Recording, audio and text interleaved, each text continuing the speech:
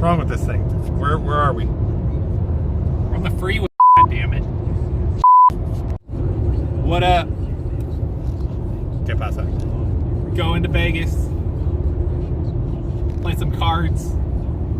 Cards. We're playing spread the germs. Spread the disease at the Orleans. Let's do this. Just got an email from Donald Hinton. Donald, what's up, Don? Don. Told you I'm out of town, Going bro. to Vegas. Not replying. Come on, Bruce. Alright, we're at the rental car place. We parked. Row 16, baby. Row 16, there's no van in sight. We might miss our flight. Watch out for that guy behind us. What's that guy doing back there? Who's he talking to? Oh wait, I see a van. We have hope. We might be going after all. Hopefully this isn't a really loud van. A lot of kids. What do you think about that? So when's the last time you were actually dealt a hand in poker? Was it 2.5 years ago when we played in Vegas? It hasn't quite been that long. Okay. But it's I just want to check. I was thinking about that last night. God, I don't even know. I don't remember the been a last while. time I played. Cool. I got to play in a cash game or something before I play in a tournament, because if I get aces, I might have to You might run be to the shaking. bathroom. Yeah. Gonna get the runs. Run It'd to be the- like I run- drank run Shaun's to have blend. runs. No, that's not true. If Les drank Shaun's blend. Yeah. All right. We'll check in at the airport. Later.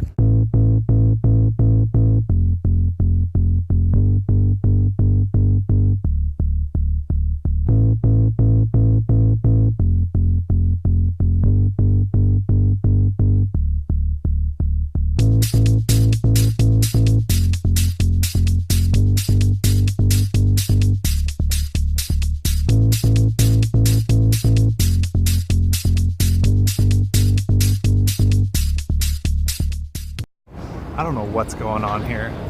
We just went to the lift. There are like 4,000 people in line, so we said, all right, let's bail on that. Maybe we'll take a rental car shuttle, get a lift there. No, there are 4,000 people there too, so we're going back to lift. Gonna get our lift. Who knows when we're gonna get there? It's 5,000 people here now. Now there's 5,000 people. We might get there by dinner. We'll check in a bit. I'm hangry. Angry. Where is the card thing? I can't find the card thing. We're on the plane. I open a brand new deck of cards. Put the box somewhere. I don't know where it is. Now I have a brand new deck of cards and nowhere to put them. It's really stressing me out. Where's the card thing? Hashtag, where's the card thing? Do you know where the card thing is? I haven't seen it. Maybe it's still on the plane. I might have to go back. All right, well, we're waiting for our lift. We're back at lift. Back where we started.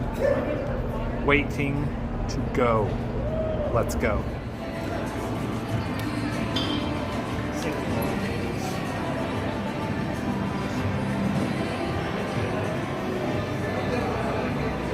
Are in the room. 6th floor, view of the pool. Can't beat this.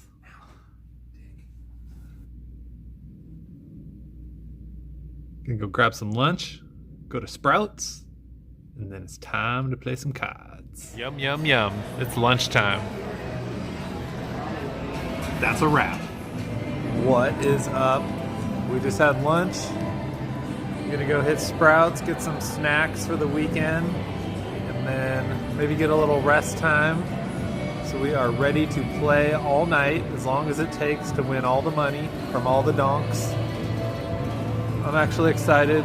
It was fun to have Mark here. My last couple trips I've been solo, and it's fun to have him back. We have a lot of fun together. We don't get too much time together, just the two brothers, so it's gonna be a fun weekend. I'm excited, looking forward to having some time with my bro. So we'll check in a bit. The action will start soon. It will be fast and furious. One of us is gonna hit the bad beat jackpot this weekend. Mark my word, it's happening. All right, checking in a bit.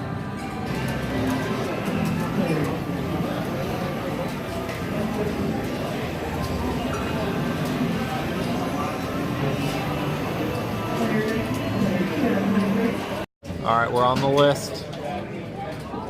4-8 for Mark, 4-8 and 8-16 for me. How you feeling? I'm scared. He's scared. He hasn't played in a while. Ooh, someone called 8-16. That means I'm one more up on the list. How much you gonna win tonight? 4 or 5 grand. 4 or 5 grand? Cool. Good luck with that. 25 cents at a time at the 4-8 table. There you It takes go. forever. Nice. Don't get sucked out in the 4-8 game now. All right. All right. Just keep saying all right. All right. See ya.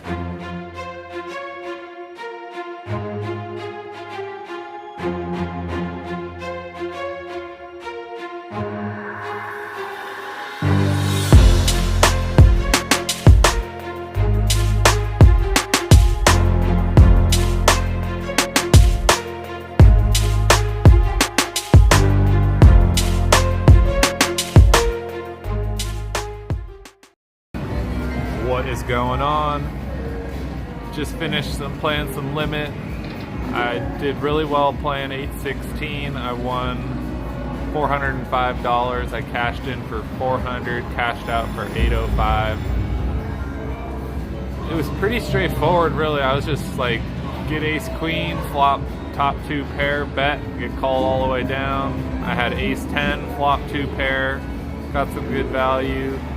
Never had any big pairs, which is great because that's not really what you want in this game. You want a lot of suited connectors, little pairs, so you can make big hands. So I did great. I played 4-8 and won $15. I'm actually going to do 3 quick hand breakdowns of the 4-8 because those hands were more exciting. The pots weren't as big, but they're more entertaining at least. So here's 3 quick hand breakdowns of the 4-8 session. We're going to go back at it tomorrow. Mark lost just a little bit at 4-8, but he didn't do too bad. And on our way up to the room, we played some 3-card, and I won 150 because I got 3 deuces. So I'm running hot today. Hopefully we'll continue this into tomorrow. Okay, so here's the first hand breakdown at 4-8 limit. I bought in for $200, and I'm down $34, sitting at $156. I'm under the gun. I get dealt ace queen offsuit with the ace of spades. I raised to $8. Middle-aged donk, 2 to my left, re-raises to 12. Get a bunch of folds. The button's gonna call, and I'm gonna call, so we're gonna see the flop 3 ways. And I will be first to act. It's a decent flop for me. I flop a gut shot straight draw with 2 overs, and I have 3 spades with the ace of spades. So it's a pretty good draw for me.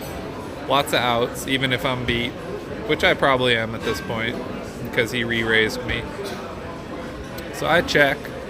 Middle-aged donk decides to bet 4. The button calls and I call, so we go to the turn. The turn is a beautiful card for me. The queen of spades. So I have top pair, top kicker, nut flush draw, gut shot, royal flush draw. I got all the action. So I decide to trap at this point and go for the check raise. So I check, he bets 8, the button folds, I re-raise to 16, and he folds. So I take down the pot. Had a chance at a royal, but I'm fine taking the pot. Okay, so this is where the fun begins. Still playing 4-8 limit hold'em. I'm down about $50. I had lost back what I won because I had a few draws that I stayed in and missed. So I'm in pretty late position. And this isn't really a move I ever make, but I decided to do it just to stay unpredictable. I'd been raising quite a few hands, and I don't want people to know what I'm raising with, so you gotta mix it up every once in a while. So there's 1 limp ahead of me, so I decided to raise it up with Jack-9 offsuit. In this spot, I'm raising to try to play position and bet people out, and if I get lucky and actually make a hand, then they'll never put me on the hand. And that's what's gonna happen in this hand. So I raise. Older gentleman in the small blind pops me back up to 12. So now I'm not liking the situation at all, but I do have position. So 3 players see the flop. Bingo on the flop, 9-9-3. I flop trips. 100% I have the best hand at this point. I'm just hoping he has the over pair. So he leads out for 4. Seat 2 calls. I pop him up to 8. He repops to 12. Now I really think he's got the overpair, and I'm just gonna set the trap for the rest of the hand. So I call, and it's heads up to the turn. Turns a queen.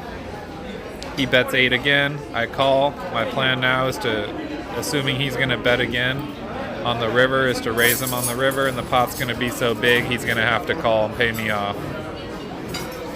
So the river's a 7. Surprisingly to me, he checks. I bet 8. He calls me. I show him the goods, and I take down the nice pot, $100. Okay, guys, I'm going to go over a term. I don't know if I've talked about it too much, but I call it crushing someone's soul in Hold'em. It's when you completely destroy someone. Usually when you get lucky, suck them out, you brutalize them, and the next hand they stand up and leave. So I had one of these. It was the very next hand after this, the Jack-9 offsuit hand where I flop trips. And this will be in a pot with old tilt box, an older gentleman. So the reason why I believe I'm really successful over time in poker is I can control my emotions very well.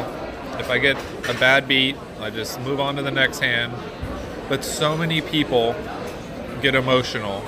They tilt off all their money, and that's why there's winners and that's why there's losers. This hand here, the old tilt box guy, after I won that hand, he's talking to people on his side of the table about how crazy I am raising with Jack-9 offsuit and getting lucky. I basically put him on tilt. He wasn't even in the hand, and he went on tilt, and of course, in this hand, I'm going to get lucky, but still. It's crazy. He was so emotional. He couldn't believe I was raising with garbage, and ended up being his demise. So here's the hand. So he only has $28 left, and I'm sitting at $205. I get dealt 2 9s. He raises up to 8. There's a call. 2 folds. I call in position. It's fold, fold, and a call from the big blind. So 4-way flop. Flop comes Jack 6-8. It's a decent flop for me. There's 1 overcard. I could certainly have the best hand here if old tilt box is raising with 2 big cards like King Queen, Ace Queen, Ace 10. So the small blind checks, the tilt box bets, fold, I call, and the big blind calls. Turn is a really good card for me. It's a 7. It gives me an open-ended straight draw to go with my pair of 9s. So it goes check, tilt box bets 8, leaving only $8 behind. I call. I've got a decent amount of outs. It's a rainbow board, so there's no flush card. So all my straight outs are still live, and I could still hit a 9. The river is a beautiful 9 of clubs, and so now I have a set of 9s. There's 4 to a straight out there, so any 10 makes a straight. But he was betting all the way, and he raised pre-flop, so I'm not scared of a 10 here at all. Maybe he got lucky, he had ace 10, and he was just betting, but I don't think so. So he's only got 8 left. Still mumbling about my Jack-9 from the previous hand. And he's like, all right, I'm all in. I call with my set. Turns out I got really lucky. He had ace jack, and that put him on uber tilt. He got right up and left, and I crushed his soul. So my set of 9s takes down the pot.